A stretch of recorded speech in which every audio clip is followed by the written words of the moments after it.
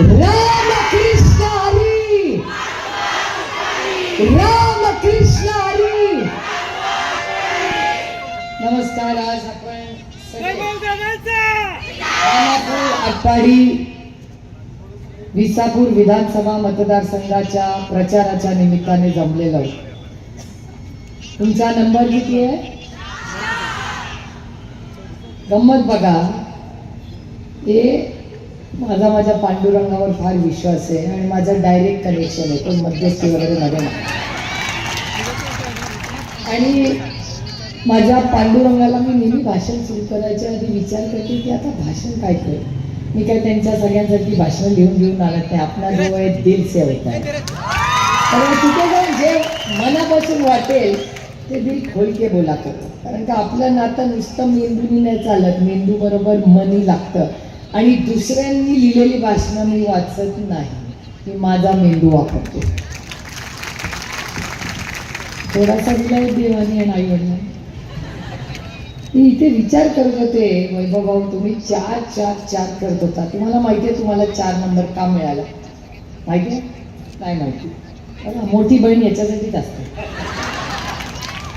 Khanapur, Atpadi, visa,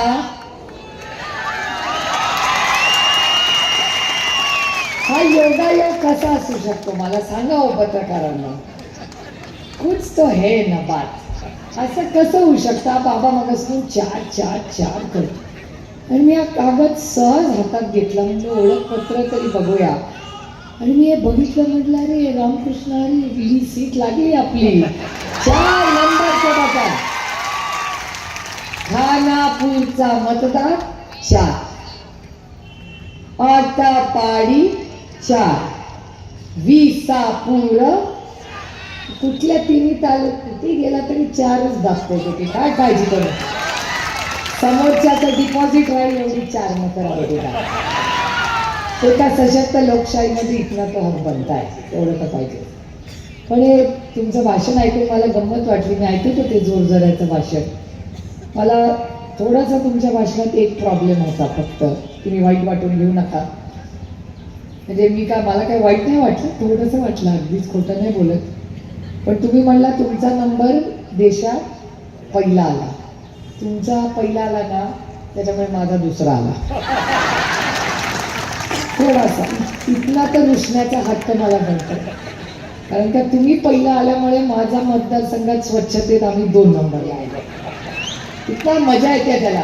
आपलं हा करतो त्याला मजा येते मला. बस आता या इलेक्शनला आपण एकाच बाजूला आहोत, पण पुढच्या स्वच्छतेच्या आपलं जेव्हा लढाई होईल ना, तेव्हा आपण दोघांची कॉम्पिटिशन.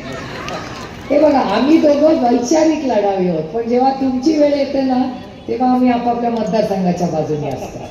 त्याच्यामुळे तुम्ही सफाई जास्त चांगली करणार का आम्ही सासवडला सफाई करणार, याची लढाई सुरू. तुम्ही लक्ष द्या. नंतर मला लक्षात आलं तुम्ही सगळे ह्यांच्या बाजूचे, मी एकटीच इकडे गेलो. पण मला अभिमान वाटतो. आणि मी आता ठरवलंय की आटपाडीला आज आले, मी परत 1-1.5 महिन्याने चुपचाप एकटीच येणार आहे. आणि मी बघणार या बाबा सफाईसाठी काय काय करतो, म्हणजे ते मी थोडं कॉपी करून माझ्याकडे पण करतो. आणि मी त्या देवाभाऊ सारखं कॉपी नाही करणार. 2 पक्ष फोडून 5 झाले वगैरे, की आटपाडीचं कॉपी करून 5 झाले असं नाही करणार. थोडंसं तुमच्याकडून शिकू, काहीतरी करू.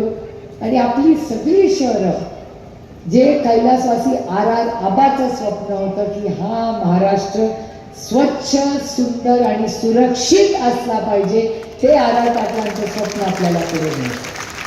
आणि संपूर्ण भाग तुमच्या वडिलांची आणि आदरणीय पवार साहेबांचे प्रेमाचे 6 दशकाचे ऋण आहे. आपण दोघं या नव्हतो तेव्हापासून आपले कौटुंबिक संबंध आहे. तरी इलेक्शन येतात जातात, गोष्टी होतही राहतात. त्याच्यात कधी विरोध होतो, कधी होतो. मगाशी मला एका मुलाने चिठ्ठी दिली, वैभव तुमचं भाषण चालू असताना, की आपल्यापैकीच एक आता विरोधी लढतंय. ठीक आहे, लोकशाही आहे. पण आता त्यांनी कदाचित पक्षाचा थोडासा त्यांना वाटलं असेल की ते योग्य असेल, हरकत नाही.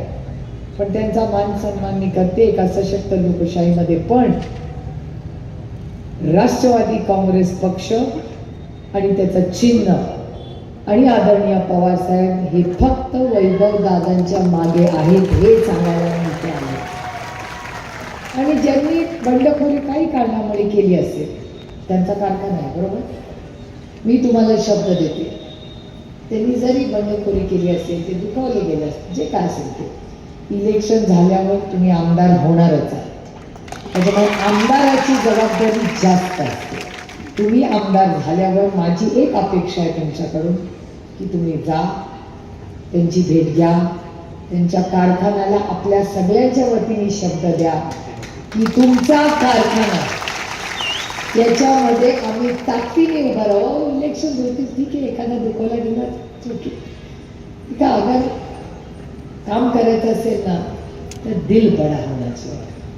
त्याच्यामुळे मत मोठं आणि महिलांचं असतंच, महिलांना सांगावं लागत नाही. आमच्या महिला इतक्या चांगल्या असतात ना. वैभव भाऊ निवडून आल्यानंतर माझ्या तुमच्याकडून खूप अपेक्षा, म्हणजे 1 आणि 2 मध्ये लढाई चालू राहील, ती स्वच्छतेबद्दलचे तो विषय जरा बाजूला ठेवा. पण शेवटी तुम्ही राष्ट्रवादी काँग्रेस आणि महाविकास आघाडीचे आमदार आहात. माझ्या तुमच्याकडून खूप अपेक्षा आहे. आणि अपेक्षा करत असताना सगळ्यात मोठी अपेक्षा आणि मागणी मी तुम्हाला करणार आहे की ह्या राज्यामध्ये उद्धवजींनी तो शब्द दिलाय, शिवसेनेमध्ये असतीलच बरोबर. उद्धवजींनी परवा व्यासपीठावर एक शब्द दिला आणि एक महिला म्हणून मला इतका अभिमान वाटला त्या गोष्टीचा की आणि त्या सरकारचे तुम्ही अविभाज्य भाग असणार आहे. त्याच्यामुळे तुम्ही या महिलांच्या समोर जो उद्धवजींनी शब्द दिला तो मी पुन्हा म्हणते की बाकी चालू राहील सगळं काम, पण आम्हाला एक शब्द द्या की पुढची 5 वर्ष तेल, आटा, तूप जे काय आमच्या मूलभूत सुविधा आहेत त्याच्यामध्ये महागाई तुम्ही वाढवणार नाही हा शब्द आहे. तो उद्धवजींनी दिलेला. कारण का बाकी सगळं इलो त्या महागाई बेरोजगारीला कंटाळलं. घरी गेलं पाऊल ठेवलं नाही की माझी आई सुरू करते, आज परत महागाई सुरू करते. आणि ही गोष्ट खरी आहे. तेलाचा डबा, तुम्ही बहिणींबद्दल मगाशी बोलला, आमच्या लाडकी बहीण योजना, या राज्यातली सगळ्यात लाडकी बहीण मी आहे.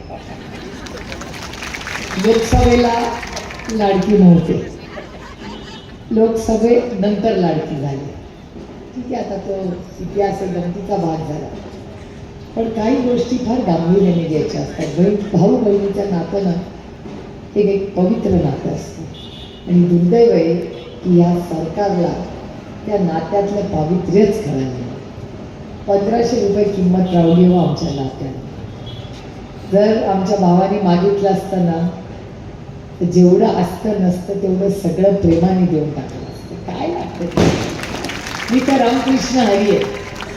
खाली हात आएंगे और खाली हात जाएंगे. कुठलं गठुडं घेऊन जाणार आहे मी, मला सांग. पण 1500 रुपये दिले. मी टीका केली, म्हणलं अरे नात्याला 1500 रुपयाची किंमत. त्यांनी माझ्यावर हल्ला केला की अरे ज्यांचा जन्म सोन्याचा चमचा घेऊन झाला त्यांना काय 1500 रुपयाची किंमत आहे. मान्य हो, झाला माझा जन्म सोन्याचा चमचा घेऊन, त्याच्यात माझी काय चूक. ते माझ्या आई वडील आणि आजी आजोबांचं कर्तव्य, माझं नाही. कारण का एक तुम्हाला सांगते, माझा हातात ज्या 6 बांगड्या आहेत त्या सोन्याच्या बांगड्या आहेत. त्यांना माझ्या आहेत ना माझ्या आईच्या आहेत. त्या बांगड्या शारदाबाई पवारांनी आयुष्यभर हातात घातलेल्या आहेत. त्यातल्या आमच्या जेव्हा आजींच्या गोष्टी दिल्या तेव्हा शारदाबाई पवारांच्या 6 बांगड्या माझ्या आईला गेल्या. माझी आई सोन्याचं काही घालत नाही. माझ्या आईला कधी पाहिलं असेल तुम्ही लांबून, कारण कमी लोक माझ्या आईला बघतात. म्हणजे माझी आई कुठे जात नाही आणि तिला कॅमेरा तर अजिबातच आणत नाही. घरातले पण फोटो काढायला म्हणायला लागतात. 2 मिनिटं बाई तो कॅमेरा, एक फोटो तर काढ. तर या 6 बांगड्या सोन्याच्या या शारदाबाई पवारांच्या आहेत. माझ्या या बांगड्या का सोन्याचा चमचा हा माझ्या आजी आजोबांच्या शेतीच्या कष्टाच्या पैशाचा आहे. त्या कुणाच्या ईडी CBIच्या बांगड्या नाही. म्हणून मी ताकदीने भाषण करतो. ही ताकद येते कुठून असं मला बरेच लोक विचारतात. ही ताकद नाही आहे. मी तुमच्यासारखीच एक मुलगी आहे. मला भांडायचं कसं हेही माहिती नाही, कधी वेळच आली नाही. आई वडिलांना एकुलती एक, पवारांकडे सगळ्यात लहान, लग्न होऊन सासरी गेले तरी मोठी नणंद सासू ज्यांनी खरंच माझ्यावर फार प्रेम केलं, आजही करते. त्यामुळे कधी भांडायचा वेळ आलाच नाही. त्यामुळे भांडायचं कसं हे माहितीच नव्हतं. असा बॉम्ब पडला तो दिवस आणि आजचा दिवस, एक दिवस भांडल्याशिवाय जातच नाही.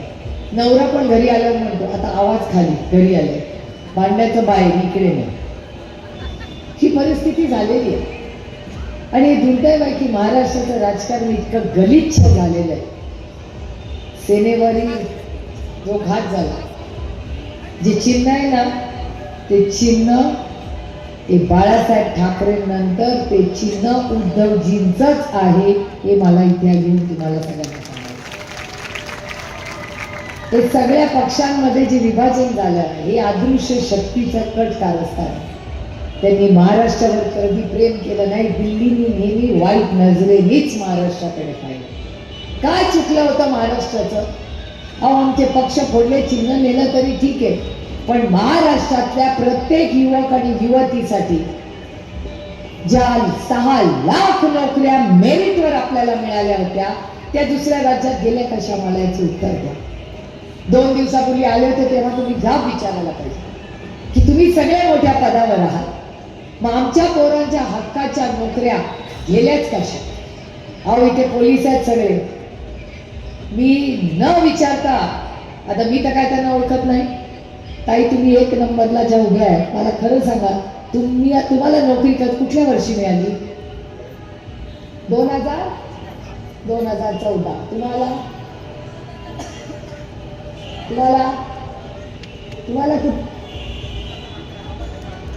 आबा तुम्हाला काय म्हणला? 2014, 2011, तुम्ही दोघी 14. हे सगळे आबाचे प्रोडक्ट आहेत. म्हणजे या राज्यामध्ये सगळ्यात मोठी पारदर्शक पोलीस भरती कोणी केली असेल तर ती कैलासवासी RR पाटलांनी केली आहे. हा या राज्याची सगळ्यात मोठी पारदर्शक भरती. आणि आबा, आणि आता आमचे काय नवीन नाव आहे त्यांचं, देवा भाऊ. ते तुम्ही तुमचा बॉस आहे, काम पण करा तुम्ही. मला पोलिसांच्या समोर त्यांच्या मंत्र्याला नाव नाही ठेवायची. पण ही गोष्ट खरी आहे की आबा गेल्यानंतर या राज्यात एकही मोठी भरती झालेली नाही. मी तुम्हाला शब्द देते की तुम्ही ज्या सरकारमध्ये तुम्ही असणार आहात, त्या महाविकास आघाडीच्या सरकारमध्ये ह्या राज्यातली सगळ्यात मोठी पारदर्शकपणे केलेली पोलीस भरती आणि सरकारी नोकऱ्यांची भरती आपण पारदर्शकपणे. जर आबा करू शकत असाल तर आपण करू शकतो. अरे काय चाललंय यांच्या मंत्रिमंडळात? बदलापूर बंदूक घेऊन, कधी आबाला बघितलंय बंदूक घेऊन राहिलेलं? तुम्हाला असा गृहमंत्री पाहिजे जो बंदूक घेऊन पोस्टर दाखवतो? बंदूक यांच्या हातात शोभते, आपल्या हातात नाही. आपल्या हातात काय शोभतं तर भारतरत्न डॉक्टर बाबासाहेब आंबेडकरांचं संविधान आपल्या हातात शोभतं. आपण बंदूक नाही, बंदूक त्यांनी घ्यायची, आपण संविधान घ्यायचं. आणि आपली ही लढाई, की तुमचं सगळं भाषण ऐकत होतं, तुमच्या सगळ्या भाषणामध्ये या भागाचा सर्वांगीण विकास करायची तुमची इच्छा, या भागात होणाऱ्या बेरोजगारीचा प्रश्न, कारखान्याचा प्रश्न, मी शब्द तुम्हाला देते की आपलं सरकार आल्यावर या संपूर्ण मतदारसंघात यांच्या मागे संपूर्ण सरकार हे ताकदीने राहील आणि तुमचे मूलभूत हे सगळे प्रश्न आहेत. माझी एकच अट असेल की पुढच्या वेळी जेव्हा तुमचा देशात पहिला नंबर येईल ना, तेव्हा आपण तो 50-50 घेऊया. तुम्हालाही पहिला, आम्हालाही पहिला, असा प्रयत्न मी करीत बघूया जमते का नाही. मला म्हणतात करा प्रयत्न, पण मला अभिमान वाटतो की अशी नवीन पिढीचे लोक येऊन काहीतरी नवीन चांगलं करू पाहतात. खरं तर आटपाडीला आज हे सगळे चॅनलवाले आहेत ना, त्यातले फार मोठे चॅनलवाले आटपाडीला राहिलेले, शिकलेले. मी आज त्यांचं नाव घेणार नाही, इलेक्शन आहे म्हणून. त्यांच्याशी फार चांगले संबंध मला आहेत. त्याच्यामुळे आटपाडीमध्ये आज महाराष्ट्रात सगळ्यात मोठा पत्रकार कोणी दिला तर तो आटपाडीने दिला. हे कौतुकाची गोष्ट. मी नाव एवढ्यासाठीच घेत नाहीये कारण का इलेक्शनचे दिवस चालले, तुमचा गुलाल खेळायला येईल तेव्हा नाव जोरात घेईन त्यांचं. आणि मला अभिमान वाटतो की एक मराठी माणूस आटपाडीमधून पार दिल्लीपर्यंत आटपाडीची आठवण घेऊन आज एका लोकशाहीमध्ये एका अतिशय मोठ्या चॅनलमध्ये दिल्लीपर्यंत आपला लेख पोहोचतो. ही आपल्यासाठी एक अभिमानाची गोष्ट आहे. आणि समता आणि संधी कशातून येते तर ती शिक्षणातून येते. आणि त्याच शिक्षणात अतिउत्तम काम तुम्ही सगळे मिळून करता याचा मला सार्थ अभिमान. आज या सगळ्या रणधुमाळीमध्ये महागाई, बेरोजगारी आणि ह्यांनी केलेल्या प्रचंड भ्रष्टाचाराच्या विरोधात माझी लढाई. माझी लढाई वैयक्तिक कुणाशी नाही, माझी लढाई वैचारिक आहे. तुम्ही जर महागाई वाढवली तर माझी लढाई आहे. तुम्ही बेरोजगारी वाढवली, माझी लढाई तुमच्याशी होणार आहे. तुम्ही माझ्या पोरांच्या हक्काचा ताटातला घास जर दुसऱ्याला दिला तर माझी तुमच्याशी लढाई आहे. भारतीय जनता पक्ष आणि त्याचे मित्र पक्ष स्वतःच्या स्वार्थासाठी आज राजकारण करतात. त्यांचे संस्कार, भारतीय जनता पक्ष आधी चांगला पक्ष होता, संस्कारी होता. आता संगतीचा प्रॉब्लेम, संगत खराब झाली आहे म्हणून पक्ष आणि त्यांचे मित्र पक्ष पण खराब झाले. दोन गोष्टी सांगून माझं भाषण संपवते. मला खरं सांगावं वैभव दादा, तुम्ही या प्रश्नाचे उत्तर द्या. आपण सगळे एकत्र काम करतो. कधी असा कोणीही लोकप्रतिनिधी बघितलाय का जो दुसऱ्या कार्यकर्त्याला लाथ मारतो? व्हिडिओ पाहिलाय का? हे आपले संस्कार आहेत. जाता येता चुकून पाय जरी लागला तर आपण पटकन नमस्कार करतो आणि म्हणतो सॉरी सॉरी चुकलं. लहान मूल पण जाता जाता पाय लागला तर आपण चपाटा मारतो, पाय नाही लावायचा. करतात की नाही?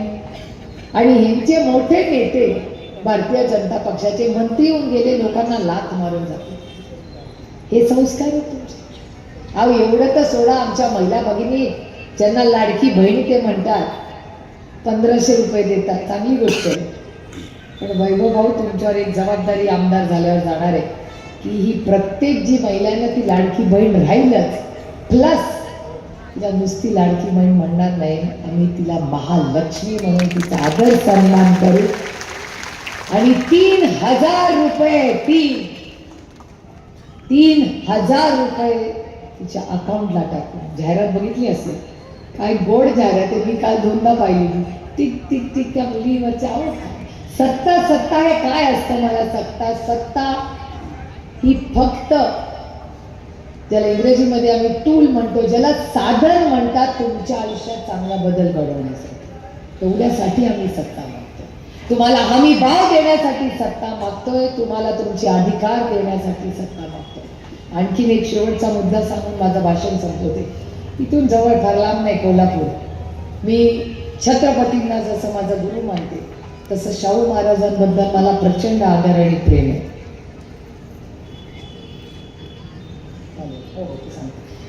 शाहू महाराजांबद्दल मला प्रचंड प्रेम आणि आदर आहे. मी त्यांची सगळी पुस्तकं, त्यांची ताराराणीची, मी खूप, माझे गुरु जे मोठे इतिहासक आहेत जयसिंगराव पवार हे कोल्हापूरला राहतात. मी वर्षातून 2 दिवस त्यांच्याबरोबर जाऊन घालवते, कारण का मला इतिहासात आणि शाहू महाराजांबद्दल आणि ताराराणीबद्दल प्रचंड आदर आणि प्रेम आहे. नवीन शिकायला मिळतं. त्यांनी नवीन ताराराणीवर आता पुस्तक काढलं, ते आता वाचते मी. आणि अशा कोल्हापूरमध्ये जिथे आम्ही अंबाबाईंचं दर्शन घेऊन कामाला पुढे जातो, त्या कोल्हापूरमध्ये धनंजय माडिक, माहिती आहे का तुम्हाला? धनंजय माडिक जे राष्ट्रवादी काँग्रेसमध्ये होते, म्हणून म्हणते संगतीचा प्रॉब्लेम. आधी चांगले होते, भारतीय जनता पक्षात गेला प्रॉब्लेम. आणि तिथे गेले आणि काय भाषणात बोलले की कुठलीही महिला जी 1500 रुपये घेते, त्यांच्या खिशातले पैसे नाही आहेत, आपण टॅक्स भरतो त्याच्यातून 1500 रुपये येतात, कोणी कुणावर उपकार करत नाही. आणि 1500 रुपये टॅक्स त्यांनी आपल्याला दिले. त्यातली कुठलीही महिला जर काँग्रेस, राष्ट्रवादी काँग्रेस, शिवसेनेच्या सभेला गेली तर तिचा फोटो काढा. फोटो काढून मला सांगा, मी करतो काय करायचं. मला धनंजय माडिकांना सांगायचं. बाकीच्या तर सोडा, एक महिलेचा फोटो काढून दाखवा तिला न सांगता, तुम्हाला पोलीस स्टेशनमध्ये नेते. कारण का ह्या देशामध्ये कुठल्याही महिलेचा चोरून फोटो काढणं हा गुन्हा आहे. हा आपल्याच सरकारमध्ये. तुम्हाला चालेल तुमच्या लेकींचा फोटो काढलेला, मला नाही चालणार. उगाच काय लावले, धमकी कोणाला देत आहे? आणि आश्चर्य मला वाटतं की आमचा देवा भाऊ तुमसे ये उम्मीद नथी. मला वाटलं होतं देवा भाऊ म्हणेल हे सगळं बंद करायला, लाथ नका मारू, हे फोटो काढायचा खाली तुम्ही बंद करा. मी तुम्हाला सांगते, माझे बंधू आर पाटील आज जर हयात असते ना तर त्यांनी एक तर आपला खासदार असा वागलाच नसता, आणि वागला असता त्याला व्यवस्थित आबांनी त्याला रागवलं असतं आणि त्याच्यावर ॲक्शन घेतली असती. अशी आपल्याला लोकप्रतिनिधी पाहिजे. त्याच्यामुळे वैभव दादा, माझ्या तुमच्याकडून फार अपेक्षा आहे. तुम्ही शेतकऱ्यांना हमी भाव हा मिळवून दिलाच पाहिजे, जो शब्द आपल्या सरकारने आदरणीय पवार साहेबांनी या राज्यात दिला. सोयाबीन, कपास, कांदा या सगळ्याला, दुधाला काय भाव आहे? दुधाला शेतकऱ्याला 26 रुपये मिळतात, आणि शहरात जाऊन बघा, मुंबई पुण्याला गेला ना तर 70-75 रुपये लिटर दूध आहे. कसं परवडेल? मधले 50 रुपये जातात कुठे? याचं प्रश्नाचं उत्तर कोणीतरी मला कधीतरी द्यावं. हे सरकार आहे ना, ही प्रचंड महागाई, बेरोजगारी आणि भ्रष्टाचार जो वाढवून ठेवलाय ना, तो या सरकारचा पाप आहे. हा बदल आपल्याला करायचा आहे, म्हणून आपल्याला परिवर्तन घडायचं.